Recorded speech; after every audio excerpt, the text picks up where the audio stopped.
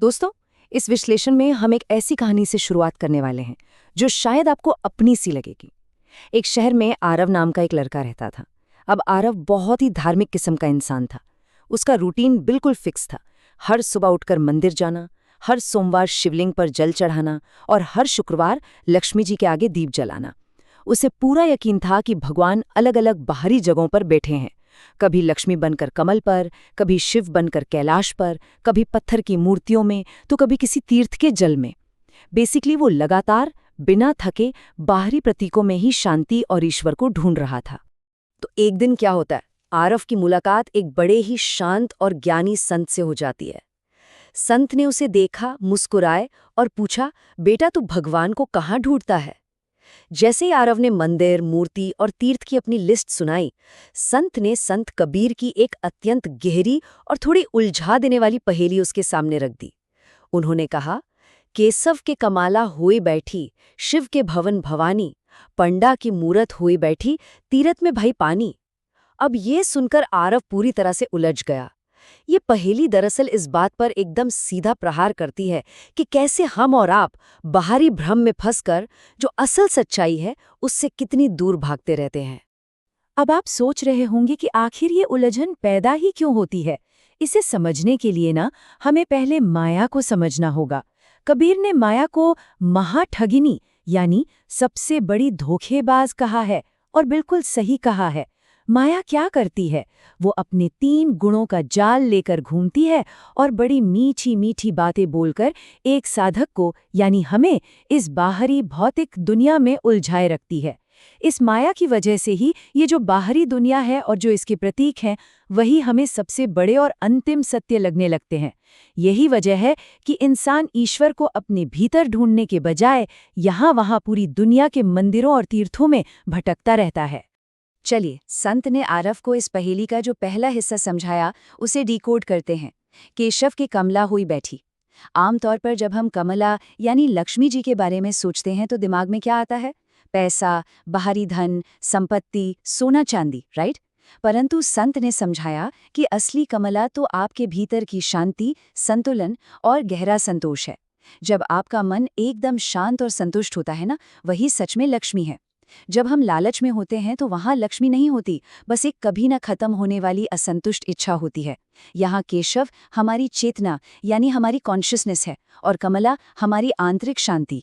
और अगर हम इनके पौराणिक संदर्भों को और गहराई से समझें तो महालक्ष्मी सिर्फ धन या सिक्के बांटने वाली देवी नहीं है। वह दरअसल इस सृष्टि की मूल भावना और चेतना के भीतर बसने वाली एक कॉस्मिक एनर्जी है, एक ऐसी ऊर्जा जो इस पूरे जीवन को चलाती है। उनका जो कमल का फूल है वो आंतरिक जागृति और वैराग्य का प्रतीक है। सोचिए, जैसे कमल के पत्ते पर पानी की बूंद कभी टिकती नहीं, ठीक वैसे ही सच्चा संतोष इंसान को इस भौतिक दुनिया के दुखों से अलग और एकदम शांत रखता है। अब आते हैं दूसरे प्रतीक पर, शिव के भवन भवानी।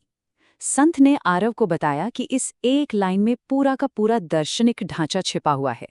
यहाँ शिव कोई और नहीं बल्कि पूरे अवेयरनेस हैं, शुद्ध चेतना, स्थिरता और एक शांत साक्षी भाव। और भवानी क्या है?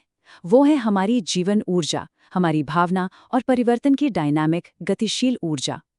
जब ये स्थिर चेतना और ये गतिशील ऊर्जा आपस में मिलते हैं ना, तभी असल सृष्टि और सृजन का जन्म होता है।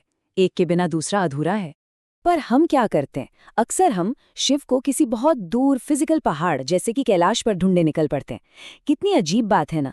हम इतने जतन से अपना सामान बांधते हैं, टिकट बुक करते हैं ऊंचे पहाड़ों पर जाने के लिए, लेकिन अपने ही मन की यात्रा को बिल्कुल कंप्लीटली भूल जाते हैं। जबकि सच्चाई तो ये है कि शिव आपकी और हमारे आंतरिक चेतना की गहराई और स्थिरता का नाम है। ऊर्जा के बिना चेतना बाहर नहीं आ सकती, और चेतना के बिना ऊर्जा सिर्फ केओस या उथल-पुथल मचाती है। इन दोनों का एक होना ही हमारे भीतर सच्चे सृजन को लाता है। चलिए अब तीसरे प्रतीक की तरफ बढ़ते हैं, पंडा के मूरत हुई बैठी।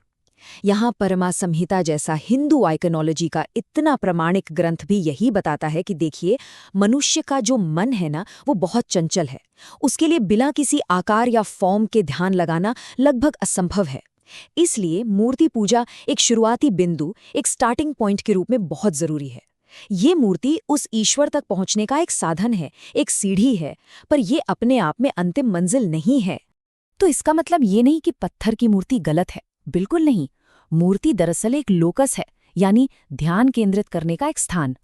लेकिन भ्रम या इल्यूजन तब शुरू होता है जब आप उस पत्थर को ही अंतिम सत्य मान बैठते हैं और जो ईश्वरीय चेतना हर जगह मौजूद है उसे भूल जाते हैं। संत ने आरव को बहुत प्यार से समझाया कि प्रतीक का इस्तेमाल ध्यान के लिए जरूर करो, परंतु उस प्रतीक को ही द अल्टीमेट ट्रूथ मानकर वहीं मत अटक जाओ, आगे बढ़ना जरूरी है। और अब आखिरी प्रतीक, तीर्थ में भाई पानी। सोचिए, लोग कितने मीलों दूर यात्रा करते हैं बस थोड़ा सा पवित्र जल लाने के लिए, भारी भीड़ में धक्के खाते हैं। लेकिन अगर लॉजिकली सोचें तो गंगा का जल और किसी आम जगह का जल अपने मूल तत्व में तो एक ही है ना, H2O। असली अंतर उस पानी में नहीं है मेरे दोस्तों, बल्कि अंतर श्रद्धालु के मन के उस भाव में है। तीर्थ दरअसल आपके मन की पवित्रता का नाम है। अगर आपका ध्यान और इरादा एकदम शुद्ध है तो आपके घर का जल भी तीर्थ का जल बन जाता है। अब ये सब सुनकर आरव पूरी तरह धर्म संकट में पड़ गया। उसका दिमाग घूम गया। जरा उसकी जगह खुद को रखकर सोचिए, सालों की पूजा, व्रत और विश्वास के बाद अचानक उसे लगा जैसे उसने अब तक जो भी किया सब बेकार हो गया। उसके अंदर एक गहरा सवाल उठा कि अगर ईश्वर इन बाहरी प्रतीकों, इन मूर्तियों और मंदिरों तक सीमित है ही नहीं, तो क्या रोज मंदिर जाना ही उसकी सबसे बड़ी गलती थी? संत ने उसकी इस घटना को देखा और उसे शांतिपूर्वक रोकते हुए समझाया कि देखो, समस्या मंदिर में नहीं है, समस्या उस मंदिर को लेकर तुम्हारी समझ में थी। भक्तिकाल के कवि, संतों और आगमित ग्रंथों ने एक अत्यंत गहरा सत्य उजागर किया है। जानते हैं वो क्या है? एक मंदिर की जो भौतिक संरचना, जो उसका आर्किटेक्चर होता है ना, वो दरअसल मनुष्य के शरीर का ही एक चित्र है। मैक्रोकॉज़म और माइक्रोकॉज़म, यथा ब्रह्मांडे तथा पिंडांडे। असली मंदिर जिसे हमें खोजना है वो तो ये मानव शरीर ही है, जिसके भीतर वो ईश्वर खुद विराजमान है। ये जो बाहरी मंदिर है, ये तो सिर्फ उस आंतरिक परम सत्य की याद दिलाने के लिए बनाए गए थे, एक फिजिकल रिमाइंडर की तरह। इसलिए हमें एक चीज हमेशा ध्यान रखनी चाहिए कि बाहरी क्रियाएं बेकार नहीं है। जप और ध्यान जैसे अनुष्ठान दरअसल उस स्कैफोल्डिंग की तरह हैं। जैसे एक नई इमारत को बनाते वक्त बाहर से सपोर्ट लगाया जाता है ना, बिल्कुल वैसे ही जब तक आपका आंतरिक आध्यात्मिक ढांचा मजबूत नहीं हो जाता, तब तक इस चंचल मन को शुद्ध करने और अपनी भूली हुई ईश्वरीय पहचान को याद करने के लिए इन बाहरी साधनों का उपयोग बिल्कुल आवश्यक है। ये टूल्स हैं, अंतिम डेस्टिनेशन नहीं। तो आइए कबीर के इस कमाल के दोहे से जो सार निकला है उसे एक बार फटाफट समराइज कर लेते हैं।